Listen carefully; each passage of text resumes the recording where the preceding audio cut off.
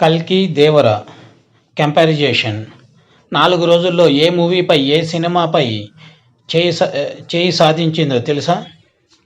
ఈ సంవత్సరం భారీ అంచనాల నడుమ విడుదలైన సినిమాలలో కల్కి 2898 దేవర ముందు వరుసలలో ఉన్నాయి.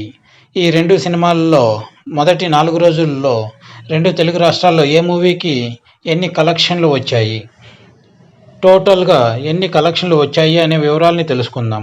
విడుదల అయిన మొదటి రోజు కల్కి 2898 సినిమాకు 2 తెలుగు రాష్ట్రాల్లో కలిపి 38 కోట్లు కలెక్షన్లు వస్తే, దేవరా సినిమాకి మొదటి రోజు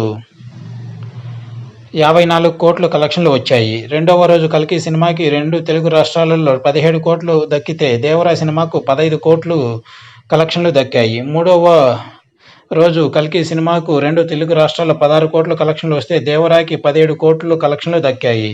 నాలుగవ రోజు కల్కి మూవీకి 2 తెలుగు రాష్ట్రాల్లో 21 కోట్లు కలెక్షన్లు దక్కితే, దేవరా మూవీకి 5 కోట్ల కలెక్షన్లు దక్కాయి.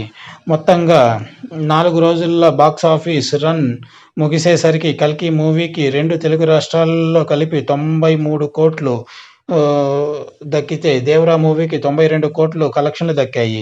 4 రోజుల బాక్సాఫీస్ రన్ ముగిసేసరికి 2 తెలుగు రాష్ట్రాల్లో ఓవరాల్ కలెక్షన్లను బట్టి చూస్తే, దేవరా మూవీ కల్కి మూవీ పై చేయి సాధించింది. కల్కి 2898 సినిమాలలో ప్రభాస్ హీరోగా నటించగా, నాగ్ అశ్విన్ ఈ మూవీకి దర్శకత్వం వహించాడు.